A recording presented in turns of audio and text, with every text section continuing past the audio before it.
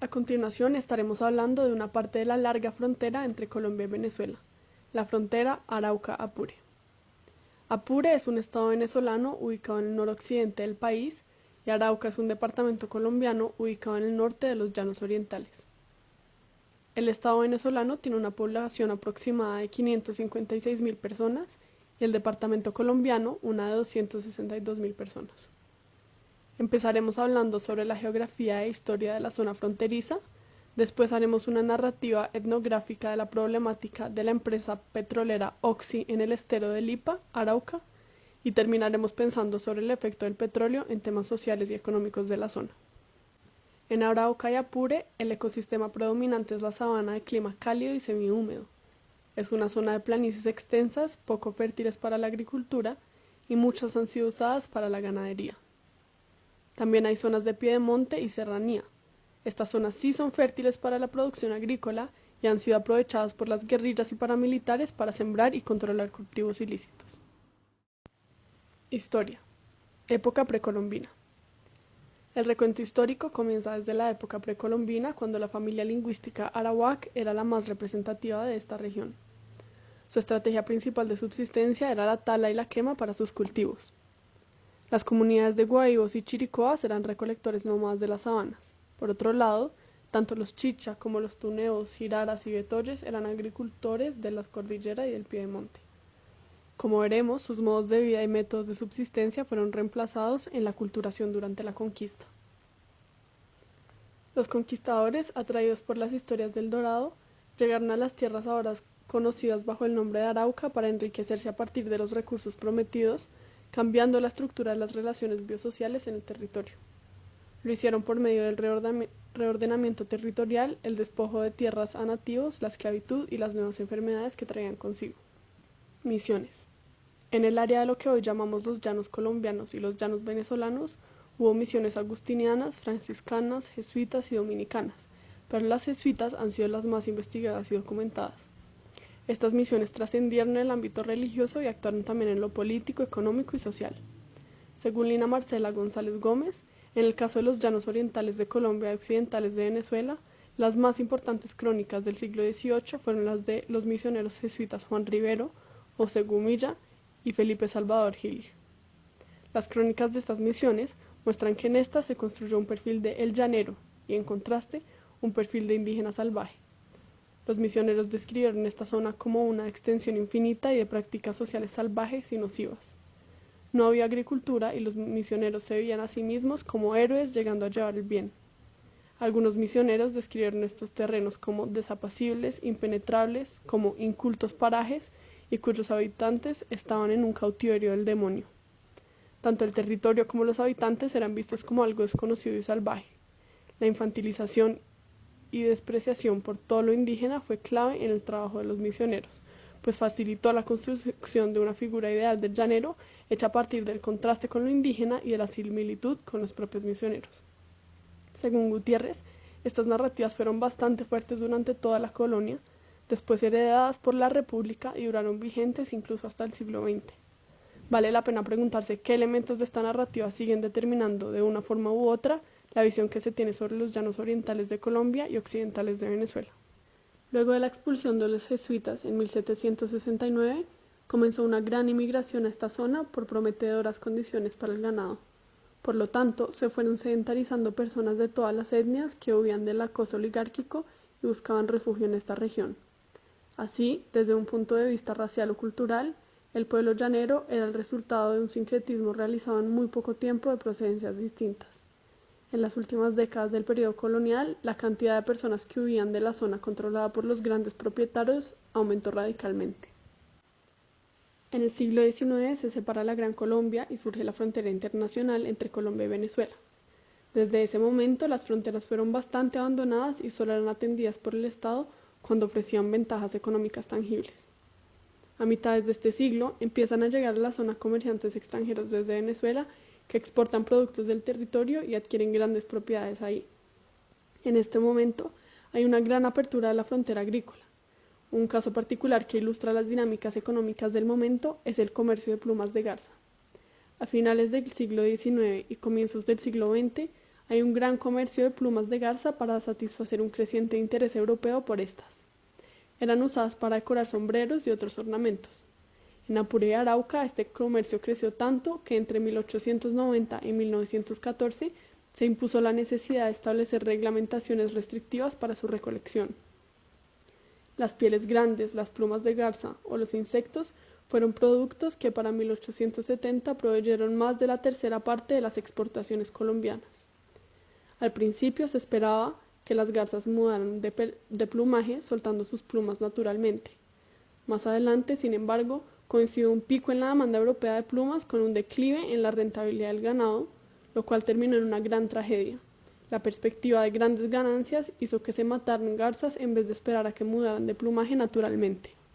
Para finales del siglo XX y comienzos del siglo XXI, más precisamente en las décadas del 60 y el 70, las cuales coinciden con el auge económico venezolano y la crítica situación de pobreza e inestabilidad política en la mayoría de los países sudamericanos, generó que hubiese un crecimiento masivo de la migración a Venezuela.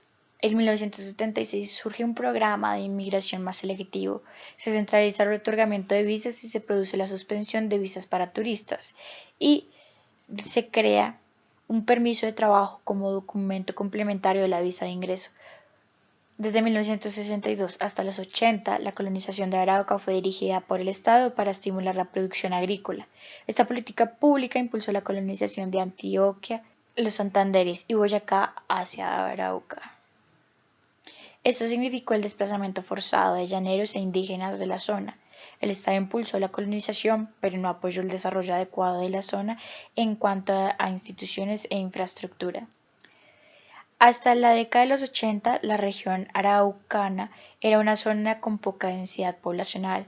Su economía se basaba en la agricultura y la ganadería. Sin embargo, el descubrimiento del yacimiento Caño Limón en zona del municipio de Arauca desplazó estas actividades económicas a segundo orden, generando que hoy en día el 61% de la economía local depende de la extracción de crudo. Evidentemente, la explotación de caño limón produjo una nueva dinámica en el departamento. Primero empezó una profunda transformación socioeconómica de la región con procesos de colonización acelerados y desordenados, como ya habíamos dicho anteriormente. La llegada de miles de personas de todo el país en busca de oportunidades de trabajo en la industria tomó desprevenido a los municipios, ya que no contaban con la infraestructura física y de servicios necesarias para acoger tanta gente, situación que generó que alrededor del campo se construyeran centros poblados sin regulación. Por otro lado, la generación de sumas de dinero jamás vistas en el departamento agudizó el conflicto armado que padecía el país, pues los actores armados vieron la industria petrolera como una fuente de financiación para sus actividades. Si bien en el área de Guatsualito predomina el ELN, también hay disidentes de las FARC que se han unido tanto al ELN y otros que se han instalado en sus propios campamentos. Allí también tienen presencia las Fuerzas Bolivarianas de Liberación, que también tiene una división en el grupo Fuerzas Patrióticas Bolivarianas de Liberación. En el Apure Medio predominan las FARC y en el Bajo Apure el ELN. Es importante mencionar la consolidación de un nuevo grupo legal conformado por venezolanos y colombianos, que es el Colectivo Armado del Pueblo, o también se le conoce como el Colectivo de Seguridad Fronteriza. Estos grupos armados consolidaron su poder territorial bajo la bandera de la defensa de las comunidades campesinas, que históricamente habían sido abandonadas por el Estado colombiano, luego de los paros cívicos de los años 70, en los cuales estas poblaciones buscaron la reivindicación de sus derechos y mayor atención estatal para solucionar los graves problemas de pobreza que aquejan el territorio araucano. Sumado a esto, también se presentó la radicalización de los discursos de estas guerrillas por la defensa de los recursos naturales de este país, con el fin de que las multinacionales petroleras salieran de la zona y permitieran que la nación disfrutara de las ganancias de la explotación de hidrocarburos. Las formas de control de estos grupos hacia la población civil es mediante el control de trochas de la frontera, por donde pasa el microtráfico de drogas, el tráfico ilegal de minerales y el contrabando de extracción, y también el tráfico de personas que no tienen documentos vigentes para cruzar. Grupos armados ilegales son amos y señores del control de la región y la población civil es víctima de sus amenazas, multas, reclutamiento de menores, violaciones sexuales o trabajos forzados e incluso la muerte. Esto nos lo dice un reportaje de Human Rights Watch, el del 2019. Por otra parte, el colectivo de seguridad fronteriza se mueve en patrullas en los barrios con armas para violentar a las poblaciones, cobrarles extorsiones a productores agropecuarios y llegar a escuelas para reclutar a los menores de edad. Sin embargo, la población fronteriza tiene una gran preocupación con la noción de seguridad, que hace referencia al miedo y a la sumisión de las formas de control de estos grupos. Unos testimonios del informe del Human Rights Watch dice: los residentes en Arauca y Apure viven con miedo, ya que los grupos armados reclutan a sus hijos e imponen sus propias reglas, amenazan a los residentes y castigan a quienes desobedecen, incluso con asesinatos o meses de trabajo forzado en los campos. También dicen: acá se hace lo que ellos dicen o uno se muere. Y otros dicen: las reglas son, no se le puede hablar al ejército, no se puede salir tarde en la noche, y si no las cumplimos, el objetivo o la pena es la muerte. Como ya hemos dicho anteriormente, la precaria presencia estatal es evidente en todos los municipios del departamento de Arauca. Es equivocado pensar que porque hay presencia de fuerza pública para la protección de los oleoductos, hay institucionalidad. Es que la situación de marginalidad y poco interés en la zona es tal que ni siquiera una oficina de Ecopetrol se encuentra en la capital del departamento, aunque es uno de los principales puntos de extracción de este oro negro. En la actualidad, después del decremento extractivista petrolero, se resaltan las potencialidades y limitantes de esta importante área fronteriza. El proyecto Chipirón, al mando de la OXY, es una problemática de suma importancia para las poblaciones aledañas al estero de Lipa, en Arauca, por la vasta perforación de la laguna para extraer altas cantidades de petróleo. Hemos encontrado una laguna de Lipa que en algunos años tuvo cerca de 7 metros de profundidad. Hoy encontramos esta laguna en un desastre ambiental impresionante y con solamente 50 a 60 centímetros de agua. Y por supuesto esto está matando al río Lipa que nace en esta laguna de su mismo nombre. Para entender su importancia es fundamental comprender qué es un estero. Un estero es un ambiente acuático en la zona más baja de la sabana que se sumerge por las lluvias o por la inundación a través de su conexión con caños. Este conserva agua durante la época seca, por ejemplo, las lagunas.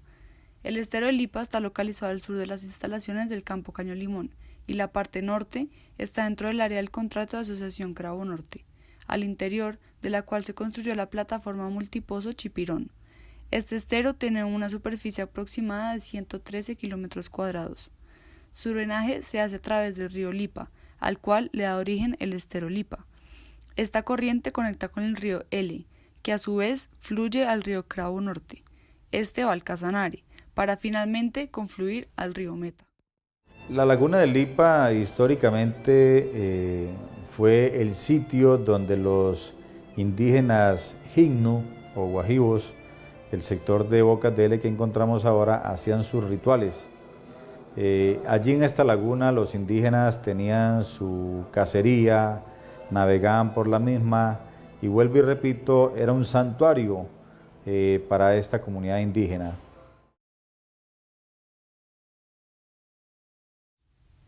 Transcurre el año 1980 y la firma del contrato de asociación Cravo Norte entre Ecopetrol y OXY sucede.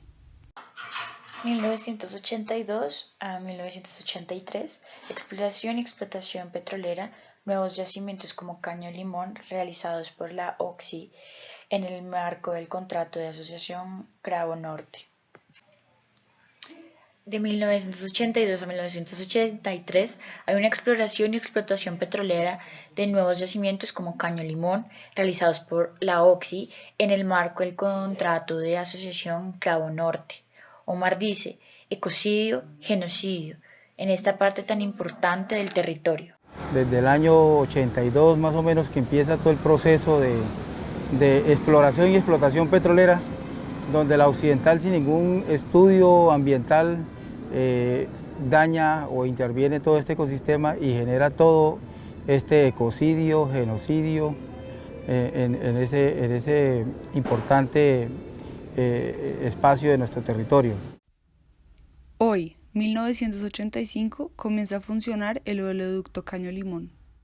En 1998 hay un paro cívico en Arauca por el derecho a la vida, la soberanía y el medio ambiente. Este movimiento finalizó con la suscripción de un acta de acuerdo entre el gobierno y las organizaciones sociales que incluía, entre otros aspectos, la problemática ambiental del Lipa a causa de la explotación petrolera. Sí, este mismo año, en 1998, la Defensoría del Pueblo visita la laguna del Lipa para verificar las denuncias planteadas. Luego hay una inspección junto a la Procuraduría Agraria, la Secretaría del Medio Ambiente Departamental, Corporinoquia y miembros de organizaciones sociales, de donde resulta un informe en el que se relacionan una serie de efectos ambientales causados tanto por origen natural como antrópico, algunos de ellos asociados a la actividad petrolera. Además, también allí se manifiesta una falta de control por parte de las autoridades ambientales. En el año 2000, teniendo en cuenta el informe anterior, se ordena hacer un estudio diagnóstico ambiental en Caño Limón y el estero de Lipa por el Instituto de Hidrología, Meteorología y Estudios Ambientales IDEAM para responder a la solicitud del Tribunal Administrativo de Cundinamarca, que requería un estudio ambiental para adoptar medidas cautelares relacionadas con los posibles daños ocasionados por la actividad petrolera. Junio 2002. Corporinoquia le otorga permiso definitivo de vertimiento de aguas residuales domésticas al campo Caño Limón, por medio de la resolución 215-0343 del 27 de junio del 2002. 12 de febrero del 2003. Firma el contrato de asociación Chiprón entre Ecopetrol y Oxy. Transcurre el año 2011 y la tutela falla a favor de los campesinos despojados. El Instituto Colombiano de Desarrollo Rural, INCODER, ordenaba restablecer los derechos de los campesinos y reubicar a las familias. Este mismo año, la sentencia del Consejo de Estado negó las pretensiones de la Acción Popular porque consideró que, contrario a lo firmado por los demandantes, el proyecto de explotación petrolera Caño Limón está sometido a un plan de manejo ambiental y que el proyecto no ha tenido efectos negativos graves que amenazan el ecosistema. En el año 2013, las comunidades y organizaciones locales solicitaron una mesa de negociación con los gobiernos nacionales y departamentales para afectaciones ambientales de Caño Limón y nuevos proyectos Chiprón. Consolidaron aún más la mesa de organizaciones cívicas y populares de Arauca, Mocipar, que se había creado ese mismo año. 2014. Y la denuncia pública por Corporeole, la Mocipar y el Comité Ambiental y Social de Arauca se fundamenta en impactos ambientales y sociales de la actividad petrolera en el área de operaciones del contrato Cravo Norte, con un especial énfasis sobre las afectaciones al estero de Lipa por la construcción de una plataforma y una vía férrea de 2,5 kilómetros en medio de este ecosistema, como se denomina el proyecto Chipirón. 2014. La UCI también se unió al inconformismo y publicó un comunicado criticando fuertemente la política de responsabilidad social de la OXI. El líder comunitario entrevistado manifiesta que esa es una situación que, hay que decirlo, preocupa. Vamos a hacer un nuevo muestreo, porque este muestreo lo hicimos en época de invierno, pero vamos a hacer un nuevo muestreo en el mes de diciembre, muy seguramente en tiempos de verano. Hay que decir que hemos avanzado en eso, hay que decir que así como nosotros hemos criticado a la autoridad ambiental, a Corporinoquia sobre todo, hoy tengo que decir que Corporinoquia tiene una nueva actitud, hay una directora seria, hay una corporación que de verdad se está colocando del lado de los campesinos y eso a nosotros sí que nos satisface. Lo que dice la corporación a los campesinos, a quienes hemos estado liderando todo este proceso, es que vienen ya sanciones, pues por supuesto a la compañía, a la OXI, que hay que decirlo que la OXI pues también ha venido tomando una nueva actitud. Hay que decir que la compañía dialoga un poco más, antes no los encontrábamos por ningún lado, hoy hay que decir, también tengo que reconocer que se prestan para el diálogo y están buscando también, conjuntamente con el gobierno departamental que ha ayudado en este proceso, encontrarle soluciones a toda la problemática que se ha ocasionado durante estos 32 años de explotación petrolera. 2015. Y la Inspección de Policía de Arauca desalojará a 40 familias que se resisten a abandonar sus tierras despojadas por la multinacional Oxy hace ya más de 20 años. La acción judicial está programada para el 26 y 27 de febrero de este año, nos informó Radio Macondo. Un segundo acontecimiento que se da en el 2015 es que se genera la primera producción de chiprión. Las comunidades de Caño Limón o alrededor del campo petrolero de Caño Limón han venido insistiendo desde hace 2 años sobre una problemática de inundaciones y según las comunidades ha sido ocasionada por el taponamiento de algunos caños que en algunos tiempos surtían a la laguna de Lipa. Y por eso este tipo de inundaciones que se está dando en veredas como La Yuca, el Sinaí, Las Nubes y todas las veredas que están de ahí hacia la parte de abajo, ocasionando por supuesto grandes pérdidas de los cultivos de los campesinos y destruyendo todas estas cantidades de fincas que ellos han construido con su propio esfuerzo. Para el 2015 también se presentan problemas de tipo laborales con los trabajadores que laboran para esta multinacional o corporación Oxy, quien se niega a pagarles los salarios pactados en la Convención Colectiva de Trabajo, bajo la amenaza que si no aceptan estas condiciones, ellos traerán otras personas de otras regiones. Según lo informan las comunidades de Arauca, en lo social se les está obligando a firmar documentos donde ellos deben aceptar las condiciones de la multinacional Oxy, obligándolos a entregar parte de sus tierras que durante toda una vida han forjado con su trabajo, bajo el argumento de que si no firma, de todas maneras, la multinacional Oxy hará lo que a ella le venga en gana. En agosto del 2017, visitas y acompañamientos de la Corporación Corporinoquía, muestras de agua y suelo para planear intervención. Las visitas iniciaron el 2 de agosto. Es importante aclarar que esto viene de unas quejas que se presentaron en el año 2015. El principal punto es por inundaciones que presentaban determinados sectores, derivados de unos taponamientos de los caños, y estos son unas comunidades que están aledañas al complejo petrolero de la Oxy. Se realizó esta visita desde el 2 hasta el 7 de agosto, se realizó el acompañamiento, fuimos con técnicos de la corporación, con un equipo multidisciplinario. Estas son las comparaciones que suceden con lo que pasa dentro de estos campamentos extractivos a lo que en realidad pasa a los alrededores, a los sitios poblados que no se encuentran en estos puntos extractivistas. Mientras los campesinos tienen que aguantarse cada año las inundaciones, pérdidas de sus cultivos, los niños tienen que aguantarse los malos olores, los fétidos olores que provienen de las aguas contaminadas que se botan, se vierten a las aguas de estas lagunas y esteros inundables. No cuentan además con un hospital cerca, por lo menos de primer nivel. Las carreteras donde transitan fuera del complejo petrolero están en pésimo estado. Las escuelas a donde asisten los hijos de los campesinos se encuentran en pésimas condiciones, sin acceso a internet, y para llegar a ellas es una completa odisea todos los días. Los niños viven con la piel, con erupciones en la piel, brotes en la piel, esos olores que son insoportables.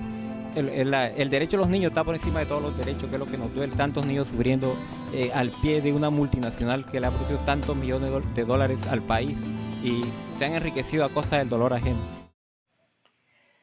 Para el noviembre del 2017, la verificación no hubo ningún tipo de intervención. Todo siguió igual. El poco compromiso de las instituciones, pasaron 2 años más. La corporación Corporinoquía quedó comprometida en revisar todo el tema que nosotros denunciamos de taponamiento, de contaminación, etc. El ANLA igualmente, las instituciones, y vemos que realmente no tomaron este papel con responsabilidad. No hubo ningún tipo de destaponamiento de caños, de mejoramiento en cuanto al manejo ambiental, en cuanto a la contaminación, se siguen vertiendo las aguas a los caños. Mejor dicho, todo sigue igual. En el 2018, las organizaciones comunitarias, con el acompañamiento de la FLM y la Defensoría del Pueblo principalmente, vienen realizando monitoreos a las fuentes hídricas que reciben los vertimientos de las producciones petroleras en esta zona, porque consideran que no hay imparcialidad de Orinoquía para evaluar estos aspectos. Desde este año 2018, incluso hasta hoy, hay una preocupación de las comunidades porque asumen que si Chipirón se pudo lograr sin mayores obstáculos y si en sus inmediaciones hay yacimientos de similares proporciones y calidad, entonces nada podrá detener la locomotora petrolera en el departamento, con las conocidas consecuencias ambientales, sociales y económicas que se derivan de esta actividad extractiva.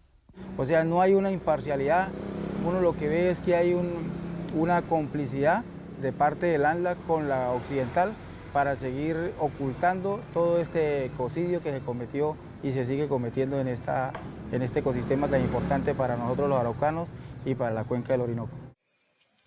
Para el 2018 también se pudo concluir con todos los estudios hechos previamente desde los inicios del 2016 que se encuentra mercurio y plomo, además de un alarmante bajo nivel de oxígeno en las aguas y tierras de los caños esteros y lagunas, dentro y fuera del complejo petrolero de Caño Limón. Álvaro Hernández, que ya pudimos escuchar previamente, nos muestra todos los aspectos y todos los ensayos que hicieron en Caño Limón, en este complejo petrolero, para poder identificar qué contaminantes existían y por qué razones se pudieron evidenciar y producir más en esta zona. Esa laguna está muriendo porque hay unos caños taponados, pero encontramos algo muy particular y que nos deja muy preocupados, y es que en las tomas de aguas que hicimos en lo que queda en la laguna de Lipa, donde está el pozo Chipirón, y en áreas de PF2 o donde los campesinos han venido denunciando históricamente en la vereda del Sinaí, encontramos que en esas muestras de agua hay mercurio, hay plomo, que son elementos cancerígenos, y que eso nos deja muy preocupados. No es solamente la preocupación por quienes viven allí, sino que esas aguas corren hacia acá. Los hechos ocurridos en el estero de Lipa, aunque particulares, no son tan únicos e inusuales. Como lo hemos visto en clase, varios autores y estudios han identificado patrones y dinámicas frecuentes de las zonas fronterizas a nivel mundial que se asemejan a este caso particular. A continuación, identificaremos algunas de estas tendencias. Destrucción por separación entre naturaleza y tecnología. La tecnología moderna puede llevar a la destrucción cuando se ignora el origen natural de las condiciones materiales que nos rodean. La destrucción del entorno es lo que ha permitido muchas condiciones materiales del mundo industrial como lo vivimos ahora. El petróleo es uno de los llamados recursos que posibilitan la vida moderna, pero no somos conscientes de dónde viene y lo que causa su extracción. Apertura económica de la región al mercado internacional capitalista. Los llamados recursos naturales disponibles, al ser descubiertos en las exploraciones de la gran petrolera multinacional estadounidense Oxy, convirtieron a esta región, como lo dice Gutiérrez, abro comillas, en un escenario clave en una visión geopolítica de las relaciones centro-periferia y dentro del espectro de conflictos y violencias que acompañaron su proceso de configuración espacial, cierro comillas. Búsqueda de progreso y desarrollo. El Estado, en busca de progreso y desarrollo, abro comillas, retiró el decreto que designó a Lipa el estatus de reserva natural y que prohibía cualquier extracción con fines económicos, cierro comillas, Kroener 2018. Esta concepción de desarrollo y progreso por parte del Estado muestra la priorización de supuestos beneficios económicos, marginalizando los intereses y la protección de los derechos de sus habitantes, sometiéndose a las normas del mercado y volviendo a los ciudadanos mano de obra de las dinámicas de este recurso. Siguiendo esta misma línea, los habitantes perciben que el Estado está del lado de las multinacionales. Weimar Cetina, presidente de la Federación de Juntas de Acción Comunal del Departamento de Arauca, dice, abro comillas, no hay una imparcialidad, uno lo que ve es que hay una complicidad de parte de la ANLA con la occidental para seguir ocultando todo este ecocidio que se cometió y se sigue cometiendo en el ecosistema tan importante para nosotros los araucanos y para la cuenca del Orinoco, cierro comillas. Por otro lado está la transformación del paisaje. Durante la transformación del territorio en altamente industrial, surgen inundaciones, aguas contaminadas, aromas insoportables, tala de bosques y caños desviados de sus cursos naturales. Muchos de estos daños al medio ambiente pasan a un segundo plano cuando son vistos desde la perspectiva de la industria. Al transformarse el paisaje en sus dimensiones ambientales y económicas, cambian también las posibles actividades que puede llevar a cabo la población en sus territorios. De este cambio depende la subsistencia de la población en cuestión. En este caso, la contaminación del agua e inundaciones dificultaron la pesca y la agricultura. De la mano con lo anterior, se han dejado de lado las necesidades de los habitantes y las consideraciones éticas de los proyectos empresariales. En nuestro caso de estudio, abro comillas, estas compañías privatizaron en escala reducida y con apreciables limitaciones algunas funciones públicas, cierro comillas, Gutiérrez 2019. En esta región, las escuelas y los hospitales se encuentran en condiciones precarias, mientras que la zona en donde está la empresa tiene condiciones óptimas en cuanto a calidad de vida. Yendo más allá aún, la población ha tenido que aceptar en algunas ocasiones las condiciones de la OXI, entre ellas dejar las tierras que han trabajado y habitado. El caso del municipio de Lipa nos permite acercarnos a las relaciones biosociales que se viven en la frontera Arauca-Apure. Esta frontera es un espacio de encuentros conflictivos que se enmarcan dentro del marco del capitalismo y sus dinámicas. Por lo tanto, es un espacio en donde la explotación, la desposesión y la dominación configuran la territorialidad y en donde las relaciones sociales y ambientales quedan subordinadas a las lógicas de la productividad y de la producción de capital. En consecuencia, en búsqueda de progreso y desarrollo, la calidad de vida de las comunidades disminuye cada vez más y los paisajes se ven cada vez más destruidos.